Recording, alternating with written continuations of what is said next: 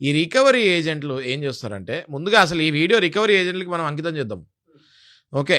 అందరు కలెక్షన్ వాళ్ళకి, రికవరీ ఏజెంట్లకి ఈ వీడియోని అంకితం చేద్దాం. ఎందుకంటే ఈ రికవరీ వాళ్ళు ఇంటికొచ్చి ఫోటోలు తీస్తాము, లేడీస్ ఫోటోలు తీస్తాము, పక్కన వాళ్ళ ఇంటికి వెళ్ళి అక్కడి నుంచి వీళ్ళ ఇల్లు ఫోటో తీసి ఆ ఫోటో చూపిస్తాం. ఇట్లాంటి ఎదవేషాలు వేస్తున్నారు. They are not suppose to do that as per RBI guidelines. ఇది వాళ్ళు తెలుసుకోవాలి. ఓకే, నేను మీకు క్లుప్తంగా చెప్తా. ఇవాళ సెక్షన్స్ ఉండేయండి కొన్ని. సెక్షన్ 354, 441, 503, 506, అట్లనే మళ్ళీ ఐటీ యాక్ట్ 2000లో 66E. ఇన్ని సెక్షన్లు పడతాయి వాళ్ళ మీద, రికవరీ ఏజెంట్ల మీద. రికవరీ ఏజెంట్లకి ఈ వీడియో అంకితం చేసేది అందుకే. అర్థమైందా? మీరు ఏదైనా ఎక్స్ట్రా చేయొద్దని చెప్పడానికి. అంటే వీళ్ళు ఏంటంటే వీళ్ళు శాలరీల గురించి, టార్గెట్ల గురించి మర్చిపోతారు. వీళ్ళకి అర్థం కావట్లేదు. బ్యాంక్ వాళ్ళు వీళ్ళ మీద సెక్షన్లు పడ్డప్పుడు ఏమైనా కాపాడతారా? కాపాడరు. వీళ్ళని జస్ట్ ఆ టైంకి వాడి వదిలేస్తారు అంతే. మీరు మీ భవిష్యత్తు గురించి ఆలోచించుకోండి. ఏదో నా కలెక్షన్ మేనేజరు ప్రెజర్ పెట్టాడు, నాకు అవార్డు ఇస్తాడు, నాకు ఇన్సెంటివ్ ఇస్తాడు అనుకొని పోతే రేపొద్దున మీ మీద సెక్షన్లు పడి మీరు జైలుకి వెళ్తే ఏ నాదుడు కూడా పట్టించుకోడు మిమ్మల్ని. రికవరీ ఏజెంట్స్కి చెప్తున్నా. అయితే తర్వాత అప్పు తీసుకున్న వాళ్ళకి నేను ఏం చెప్తున్నా అంటే, ఇన్ని సెక్షన్స్ వాళ్ళ మీద అప్లికబుల్ అవుతాయి. వాళ్ళు కనుక మీ ఇంటి ముందుకు వచ్చి మీ ఇంటి ఫోటో తీసినా, మీ ఇంట్లో వాళ్ళ ఫోటో తీసినా, పక్కింటి వాళ్ళకి వెళ్ళి వాళ్ళకి మీ ఫోటో చూపించి వీడు దొంగ, వీడు అకౌంటాడు అని అడిగినా, లేకపోతే నార్మల్గా ఫోటో చూపించి వీడు మీకు తెలుసా అని అడిగినా, ఇన్ని సెక్షన్స్ పడతాయి. క్లుప్తంగా ఒక్కొక్క సెక్షన్ మాట్లాడుకుంటే, సెక్షన్ 354 అది దేనికి అంటే రైట్ టు ప్రైవసీ. అంటే మీకు ఫండమెంటల్ ఆర్టికల్స్ ఉంటాయి మనకి నాగరాజు గారు. ఆర్టికల్ 21 ఏం చెప్తుంది అంటే మీకు రైట్ టు ప్రైవసీ ఉంటుంది. ఓకే, దానికి ఐపీసీలో సెక్షన్ ఏంటి అంటే సెక్షన్ 354. ఓకే, అలాగే మీ ఇంటి లోపలికి మీ పర్మిషన్ లేకుండా టకటకా నడుచుకుంటూ వచ్చేస్తారు కలెక్షన్ వాళ్ళు. వచ్చేసి టిక్టింగ్ అని బెల్ కొట్టేస్తారు, తలుపులు తెరగా నేను కలెక్షన్ ఉండి అంటాడు.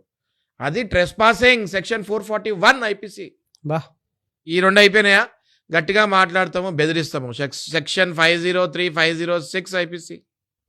గట్టిగా మాట్లాడకూడదు, గట్టిగా అరవకూడదు, నిదానంగా మాట్లాడాలి.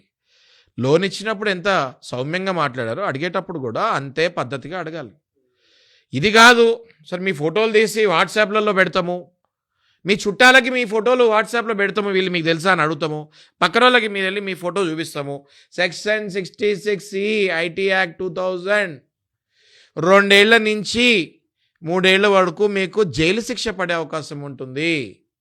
అంతేకాకుండా రికవరీ వాడికి ఫ్యూచర్ లేకుండా ఈ ఐపీసీ సెక్షన్లు ఇవన్నీ పడితే రేపు పొద్దున్న జాబ్ కూడా వచ్చే ఛాన్స్ ఉండదు కలెక్షన్ వాళ్ళకి. ఎందుకంటే they violated RBI guide lines. Already వాళ్ళ మీద ఇవన్నీ క్రిమినల్ సెక్షన్స్ ఉంటాయి. రేపొద్దు నువ్వు ఏ జాబ్కి వెళ్తావు మళ్ళీ? కలెక్షన్ వాళ్ళు ఏదో మాకు రైట్స్ ఉన్నాయి, మాకు ఐడి కార్డు ఉంది, నేను పలానా బ్యాంక్ నుంచి, నేను పోలీస్ కంటే గ్రేటు, నేను అడ్వకేట్ కంటే గ్రేటు, నేను అందరికంటే గ్రేటు అని వెళ్ళిపోతే మీకు దవడ పగులుతుంది. ఓకే, ఆలోచించుకోవాలి. సార్ ఆర్బీఐ ఏం చెప్తుంది సార్ అసలు ఇటువంటి వాటికి?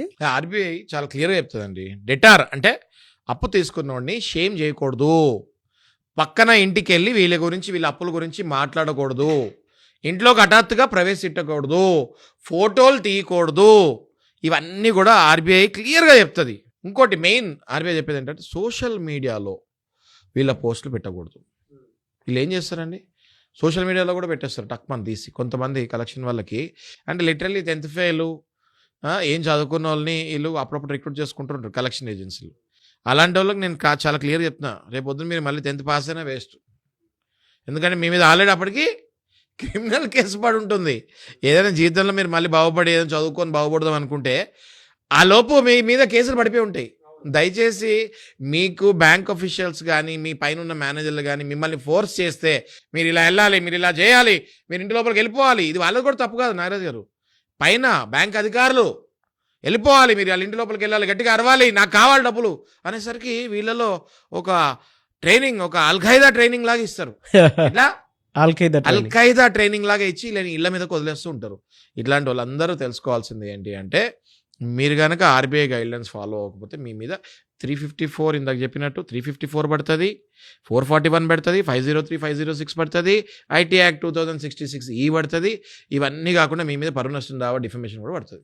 రెగ్యులర్గా మీ దగ్గరకు వచ్చేటువంటి కేసెస్ సార్ ఇవి? రెగ్యులర్ అండి. పొద్దున్న లేస్తే మా దగ్గరికి వచ్చే కేసులు పాపం అప్పులు చేసేస్తారు, కట్టుకోలేరు. బెట్టింగ్ యాప్స్ వల్ల నాగరాజు గారు. దీని మళ్ళీ chain link betting apps, gaming వీటి వల్ల జూదాల వల్ల అలవాటైపోయి పాపం అప్పులు తెలియకుండా అప్పులు పెరిగిపోతాయి వాళ్ళకి.